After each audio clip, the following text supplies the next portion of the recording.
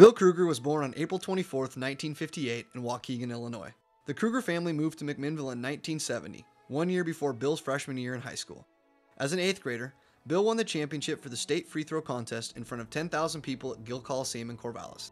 It didn't take long for the city of McMinnville to realize that Bill was going to be a special athlete. In high school, Bill was an all-around athlete who did well in each sport that he participated in. He ran cross country for 1 season, but really excelled at baseball and basketball all 4 years. In baseball, he was the Grizzlies' backup pitcher and starting first baseman. Bill really stood out as one of the best infielders in Oregon, earning all-state honors. He worked tirelessly at both sports, but at that time, basketball was his true passion. You could hear him coming down the street. He'd be dribbling a basketball.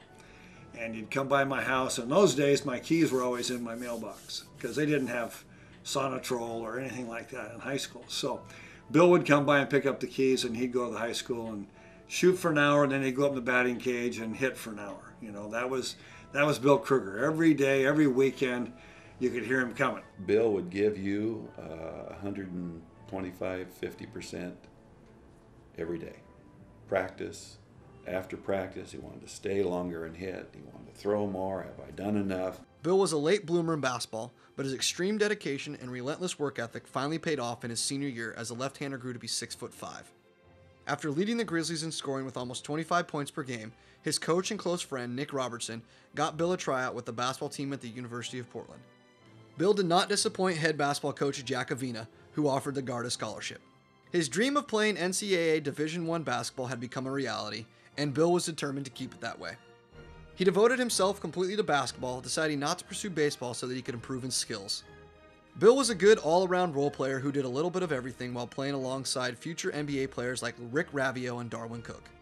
His intensity and competitive nature earned Bill a starting spot all 4 seasons with the Pilots and drew him the toughest defensive assignment every night. As a freshman, Bill set the school record for single-season free throw shooting percentage at 87%. The Pilots were a solid team who finished above 500 in Bill's era. Like most college students, Bill spent the summer between his freshman and sophomore years back at home with his family in McMinnville. It was during this time that Bill's mother, a devout baseball fan, made it clear to her son which sport she would like him to pursue. And if he didn't, then he might as well not come home next summer because he wouldn't be receiving any more free meals and laundry service. So, after an absence of almost 2 years, Bill not only made the baseball team in 1977, but he earned a starting nod as the Pilots' first baseman. It proved to be a fortuitous return as he batted over 300 for the season while maintaining an incredible 98% fielding percentage on his way to being voted the team's most valuable player. Bill capped off a great sophomore year at the University of Portland by being selected an academic All-American for achieving a 3.7 grade point average. The next 2 years went very well for Bill as he was the captain of the basketball team as both a junior and a senior. In 1980, Bill won the Dr. Tom Fagan Award for dedication to basketball, which was a very fitting way for his collegiate basketball career to end. His success in baseball also continued as a senior, leading the Pilots to a then school record 36-win season. Overall, the baseball team went 71, 56-2 during Bill's time at UP, and he still has the 4th most putouts in school history with 869, all achieved in only 3 seasons. At this point, Bill knew that he had a chance to play professional baseball.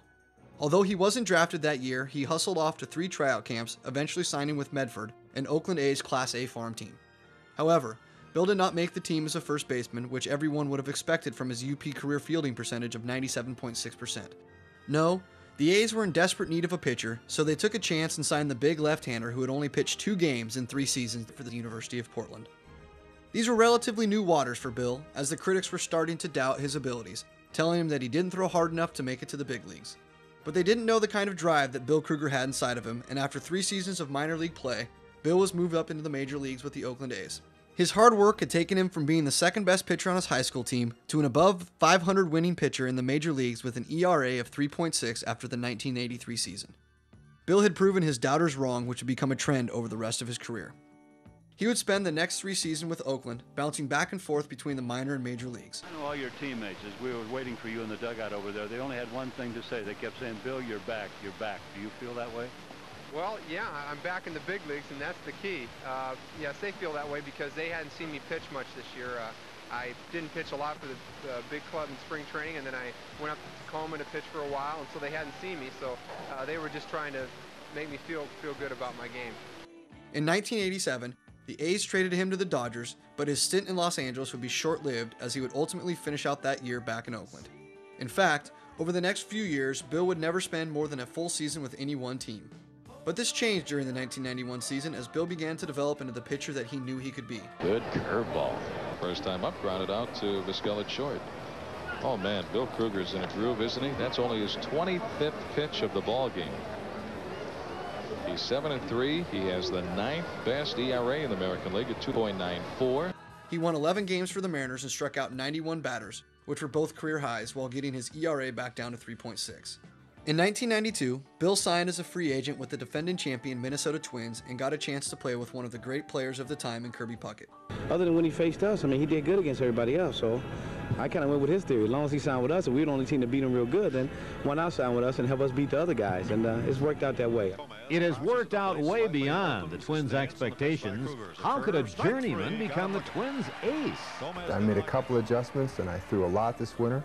I got used properly in spring training, and I'm really throwing strikes like I know I'm going to throw them every time out. Krueger was reaching his prime and the strikeouts began to pile up.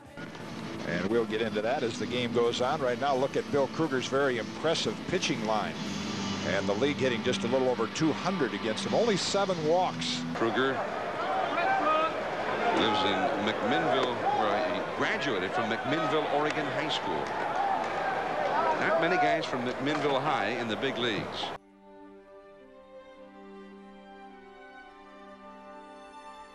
That's a great play by Krueger.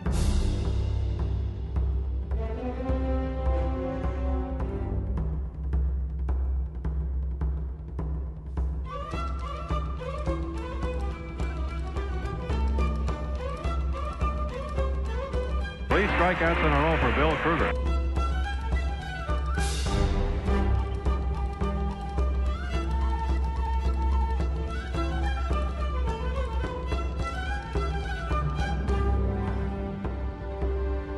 Nothing seems to rattle Bill Krueger tonight.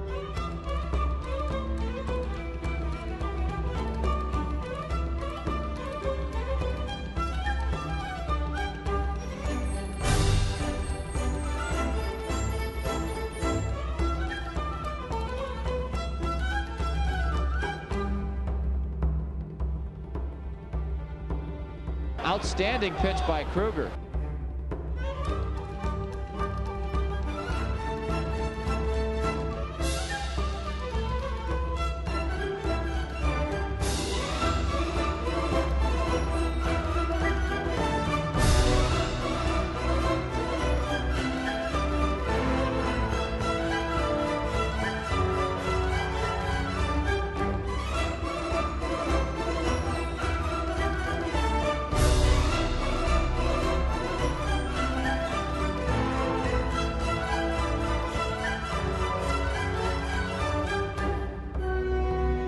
Krueger's not made an error in about 5 years in the major leagues.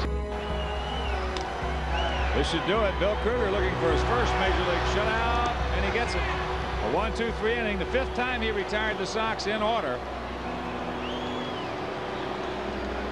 Tonight, Bill Krueger picking up his first major league shutout, but it was just a dominating performance by the 6'5" left-hander. Yeah, it really was, and he was helped out by some brilliant defense. Mike Pagliarulo was excellent at third base. He took a couple of hits away from White Sox hitters, but give a lot of credit to Krueger. I'll tell you, he had guys hitting weak ground balls consistently throughout the night. Sox really didn't have an opportunity to score tonight. Krueger did a great job. He only had 1 or 2. One I can think of, 3-2 counts. That was to Lance Johnson when Lance scorched a single right back through the middle. Outside of that, he was 0-1, 1-2 on most Sox hitters. And, of course, when you got 3 pitches and getting them over like he did, then you got a chance you're going to win a ball game. He was doing so well that he achieved a 9-2 record with an ERA of 3, as well as earning his first 2 Major League complete game shutouts, all by the All-Star break. Though he did not make the All-Star team, he was given serious consideration, but before the year was over, Bill was again traded, this time to the Montreal Expos. Bill never let the constant travel affect him, as he spent the next 2 seasons with the Detroit Tigers, earning a career-best 3.4 ERA in 1993. Boy, he strikes out Bo Jackson. In the same year, Bill was honored by his alma mater by being inducted into the University of Portland's Athletic Hall of Fame. After pitching a couple of seasons with San Diego and Seattle, Bill retired from the game of baseball after the 1995 season with a career ERA of 4.35 and 639 career strikeouts. He had spent the last 16 seasons proving himself to 9 different major league organizations. As his baseball career came to a close, Bill and his wife Jo were presented with an entirely different challenge. This came when doctors diagnosed their 3-year-old daughter with autism. In characteristic fashion, Bill and Joe embrace the opportunity to ensure their daughter's well-being as they resolve to do everything within their power in their struggle against autism. They quickly became two of the biggest contributors to a nonprofit organization called Cure Autism Now, or CAN for short. The Kruegers have helped CAN grow from a kitchen table effort to the largest provider of support for autism research and resources in the country. Since its founding in 1995, CAN has more than tripled the number of scientists working in the field of autism and committed nearly $39 million in research towards identifying the cause, prevention, treatment, and cure. That's the greatest success of my life, is that my daughter's 14, she has full language, she has friends, she plays sports, she gets A's in school, she's happy. She's gonna go to college. She's gonna be independent. In 2000, Bill was hired to be the Mariners baseball analyst for Fox Sports Net, a position he continues to excel in to this day. He provides viewers the kind of insight and analysis that has made him one of the most visible and popular on-air personalities on the FSN team. Bill enjoys staying close to the game as an analyst, as well as using his position as a way to promote CAN and other nonprofit organizations like Athletes Against Autism.